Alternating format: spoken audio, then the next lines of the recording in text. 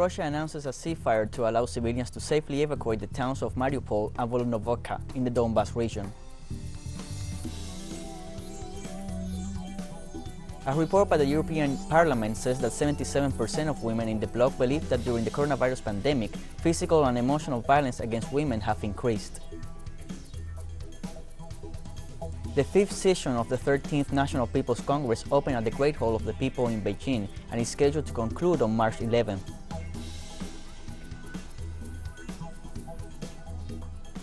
Hello, welcome to From the South. I'm Luis Alberto Matos from the teleSUR studios in Havana, Cuba. We begin with the news. Stay with us.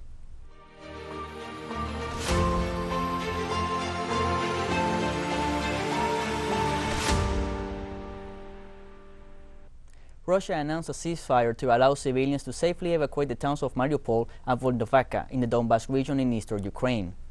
The Ministry of Defense announced that as of 10 a.m. Moscow time, the Russian side declared ceasefire and opens humanitarian corridors for civilians to leave these two cities. The official military part details that the humanitarian corridors and routes were agreed with Ukraine. According to the Russian ministry, about 200,000 people intend to leave the city of Mariupol, and another 20,000 want to leave Volnovakha. Some Ukrainian media have reported that Kiev will start the ceasefire at 11 a.m. local time.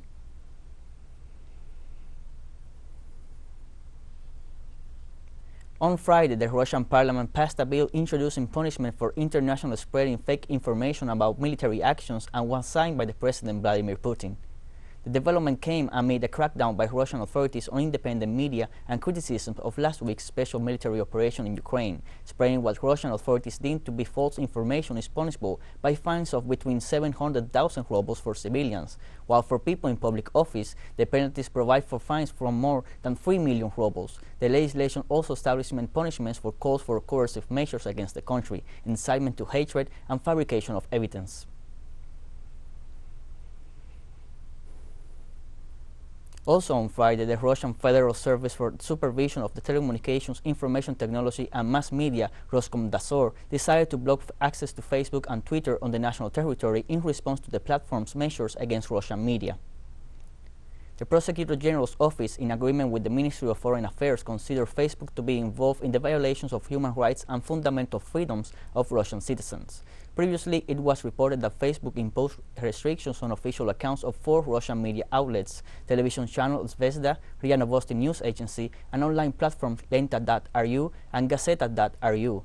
Roskomnadzor demanded the administration of Meta Platforms, which owns the social network, to remove the restrictions imposed by Facebook and explains the reasons for their implementations, but the owners ignored its demands. According to Roskomnadzor, the social network Twitter has also been blocked on the territory of Russia.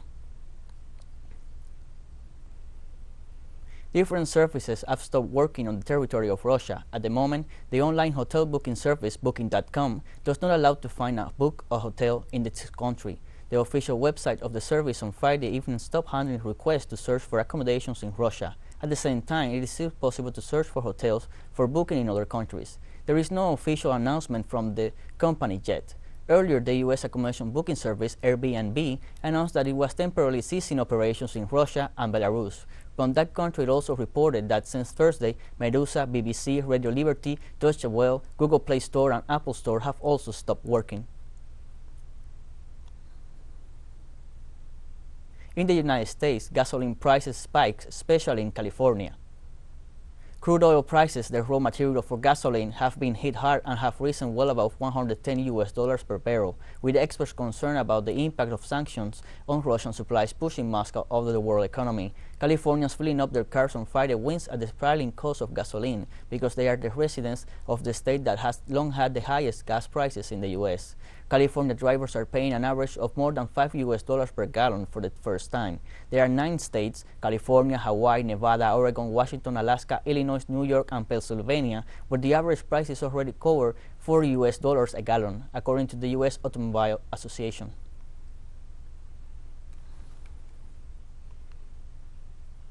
On Friday, the European Union increased the sanctions imposed on Russia by suspending any cooperation with Moscow regarding research and innovation. Thus, the European Union is voiding the agreements and contracts signed with Moscow within the Horizon Europe Framework Program, which is the EU's main funding program for research and innovation. Likewise, the European Union is halting cross-border cooperation programs with Russia and Belarus, which is part of the European Neighbourhood Instrument and the Black Sea Region Program Interreg.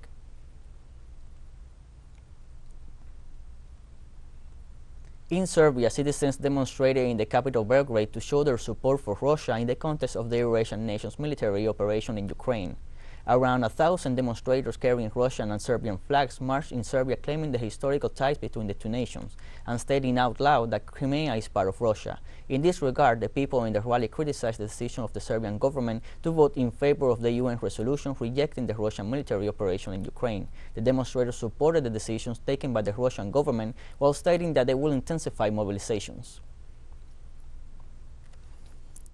Ukraine is currently being liberated from neo-Nazis. There is nothing more to be said. Western system penetrate Ukraine. Russians, our brothers, are liberated. We hope it's liberating the whole world. I can't say I'm happy because of what is going on. We are in shock. Brothers killing each other. It's a tragedy. But this has to be done. Evil has reached Russian borders, and if it wasn't for this, we would have been a world war. So this is better than waiting for a bigger conflict. On Friday, the Ukrainian President Volodymyr Zelensky criticized the decision of the North Atlantic Treaty Organization not to introduce a no-fly zone in Ukraine. Zelensky criticized NATO's decision for ruling out a no-fly zone over his country, asserting that it was dealt with within the framework of a summit which he called weak and confused. Likewise, the Ukrainian president affirmed that in a sector of the organization there is an intention to position a narrative that would contrast Kiev's request in order not to provoke a direct conflict between the organization and Russia. The fact comes after NATO recently confirmed it will not send its forces to Ukraine. 8 days after Moscow began the special operation in Ukraine, President Vladimir Putin urged Russia's neighbors not to escalate tensions. Advise them not to escalate the situation, not to introduce any restrictions. We fulfill all our obligations and will continue to fulfill them. We don't see any necessity to escalate the situation and worsen our relations. All our actions, if they're taken, are taken exclusively as a response to unfriendly actions towards the Russian Federation. I think everyone should consider normalizing relations. On Friday, a representative from China to the United Nations, Sang Yun, called on Russia and Ukraine to remain committed to seeking a political settlement. Chinese government has offered to act as mediator and denounce trade and financial sanctions against Russia. Russia and Ukraine to remain committed to seeking a political settlement and reach a negotiating solution that accommodates the legitimate concerns of the two parties and contributes to Europe's lasting peace and security. China welcomes all of diplomatic efforts conducive to political settlement and has played and will continue a constructive role to this end.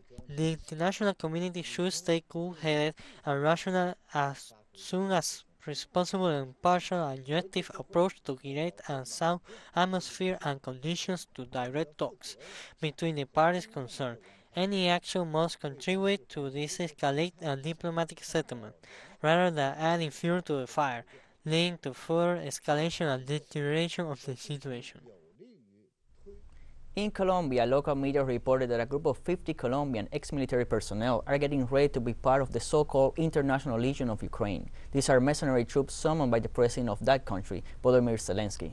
According to statements made by a former Colombian army officer to the newspaper El Espectador, after the announcement made by the Zelensky's government, a group of Colombia ex-military officers contacted an Ukrainian military officer to start the process. The former military, who resides in Bogota, explained that in order to reach the country in Eastern Europe, according to the uniformed officers who are carrying out this process, they are asked to arrive in Poland by their own means and resources. Once they report their presence at the Ukrainian border, they are contacted by Legion personnel who make them enter the country.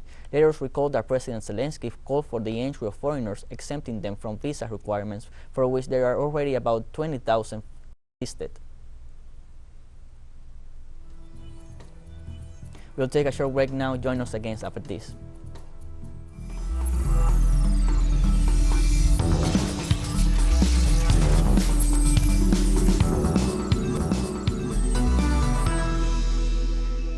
Welcome back to From the South. The effects of the sanctions against Russia are already being felt by the European population, where fuel, gas, energy and commodity prices have risen, and inflation in the Eurozone has risen to 5.8%. More details from Spain with our correspondent Sergio Rodrigo. Transport company. The rising fuel prices and the closure of the Russian market are already causing him losses after dozens of goods have been stopped in the middle of the crisis. We have planned to export the goods abroad and in Europe. Everything is staying in Holland, and they are moving everything back to this destination because Russia is no longer sending anything. So all the logistics have been planned are returning containers, perishable goods. All these goods are at a standstill. The whole market is at a standstill. The sanctions against Russia have caused the price of electricity to soar to record highs. Maria comes to complain about the increase up to 50% in the bill for her mother, a patient who lives alone. There are people who don't put the heat on because they can't afford it. There are people who have small children and need to have something on for a longer period of time because of the situation they are living in. And of course, having more expenses makes it impossible to make ends meet. Punishment to the crueling and international trade blackout are driving inflation up to 5.8%, according to the latest Eurostat report.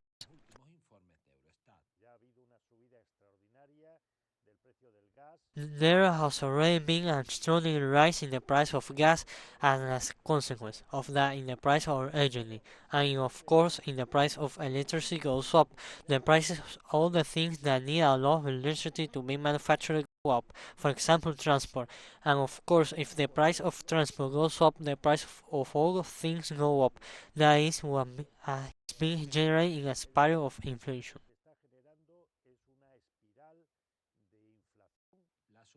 The rising fuel prices are affecting the transport chain, which is already having an impact on the rising price of basic products for European households. Sergio Rodrigo y Carlos Gil, teleSUR, España.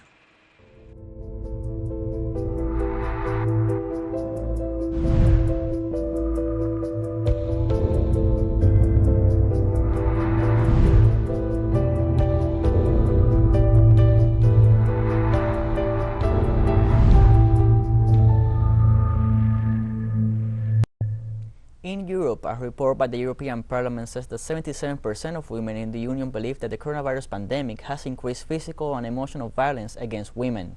The survey revealed that 27,000 women aged 15 and older saw a reduction in their income. The 27 countries that make up the Union are advocating for fastest way to denounce acts of violence in Europe. Meanwhile, legislator Robert Bitstrom, president of the Women's Rights and Gender Equality Commission of the European Parliament, says that they will be focusing on the issue of female inequality.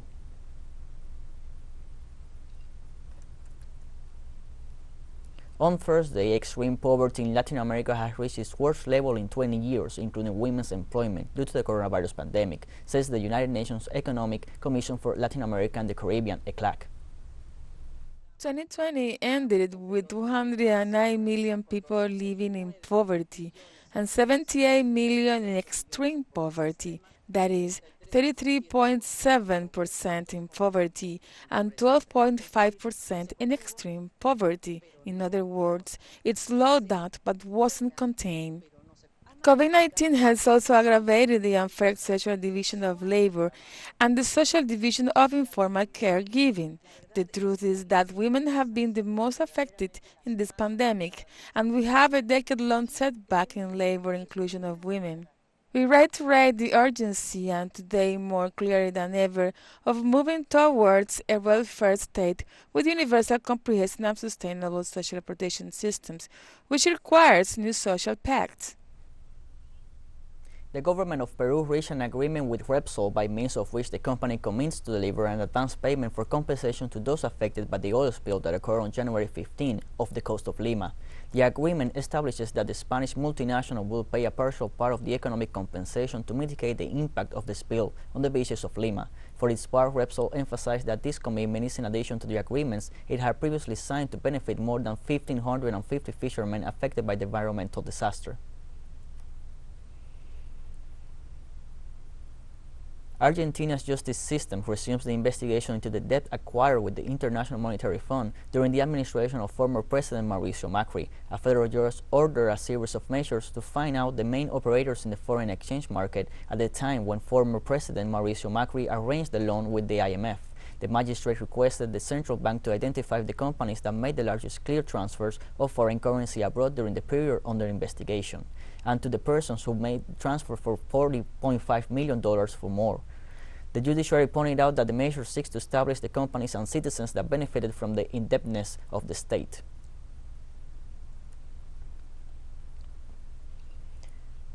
Amidst the situation of violence in Colombia, the electoral campaign is gearing up prior to the legislative elections on March 13th.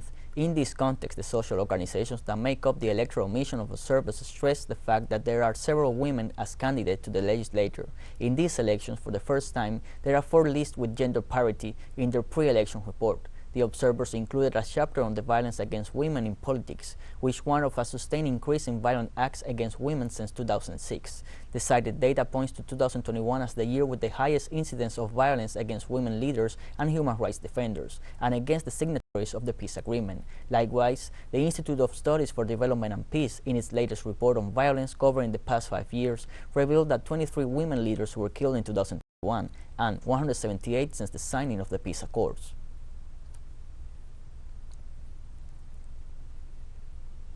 We continue in Ecuador. A mission from the International Monetary Fund started the 4th review of the expanded services program they have been running in the country since 2020.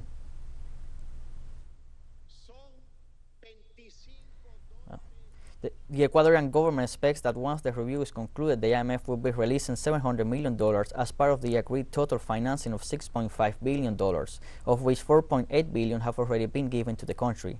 Analysts and economists denounce that this agreement allows the Ecuadorian executive to reduce social investment and increase in layoff in the public sector.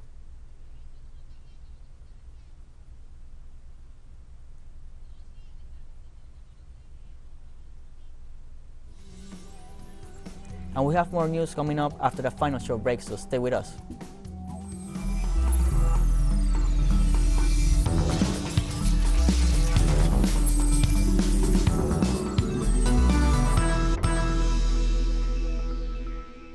Welcome back to From the South. The 5th session of the 13th National People's Congress opened at the Great Hall of the People in Beijing today and is scheduled to conclude on March 11th.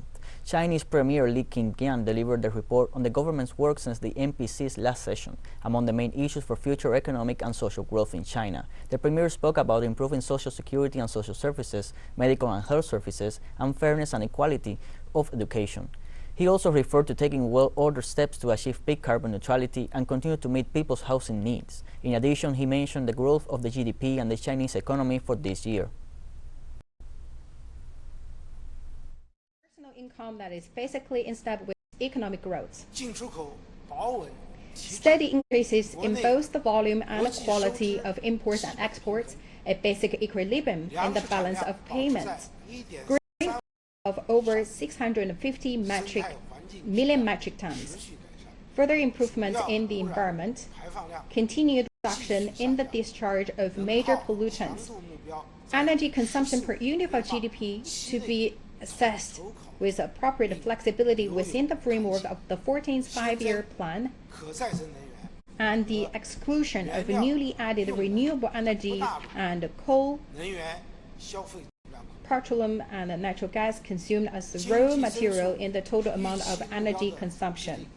The above economic growth target is based mainly on the need to maintain stable employment, meet basic living needs, and guard against risks.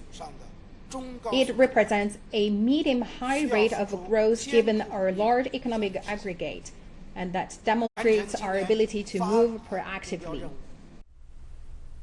In Malawi, nearly 3 million children will be vaccinated against polio after a case was reported in the country's capital. Health officials reported that a 3-year-old girl tested positive for polio after contracting the disease in the city of Lilongwe. This is the first case of wild poliovirus to be recorded on the African continent in more than 5 years. Authorities have declared a polio outbreak across the country, noting that the emergence of the virus is of great concern. Meanwhile, Rudolf Swenk, head of the UN Children's Agency UNICEF in Malawi, said the southern African country will proceed and distribute 6.9 million doses of polio vaccine for children. all of them under 5 years old.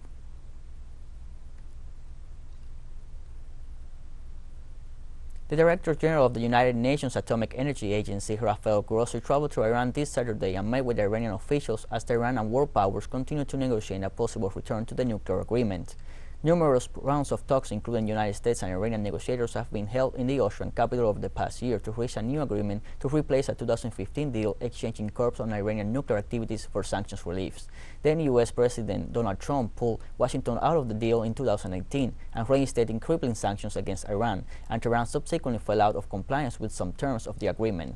Media outlets stated that if Grossi's trip could help the agency and Tehran to reach a roadmap to resolve existing safeguard issues, it can also help revival of the nuclear deal in Vienna.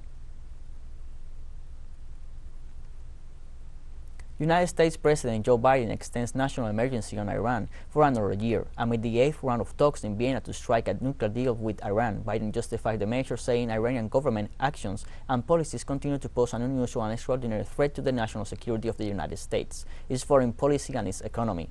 Meanwhile, the Iranian government said that if the Vienna talks were to conclude with no agreements, the United States and its three main European allies would be to be blamed.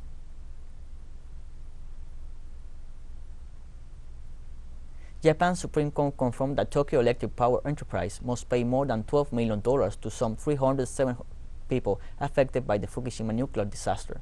According to local media, the court found the company negligent in taking preventive measures for failing to act in the face of a tsunami threat following a 9.0 magnitude earthquake off Japan's northeastern coast in March 2011.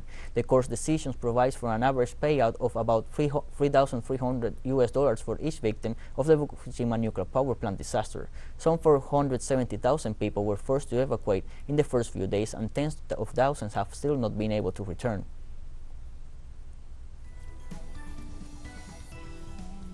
Like this, we have come to the end of this news brief. Remember, you can find this and many other stories at our website at telesurenglish.net, and you can also join us on social media: Facebook, Twitter, Instagram, and Telegram.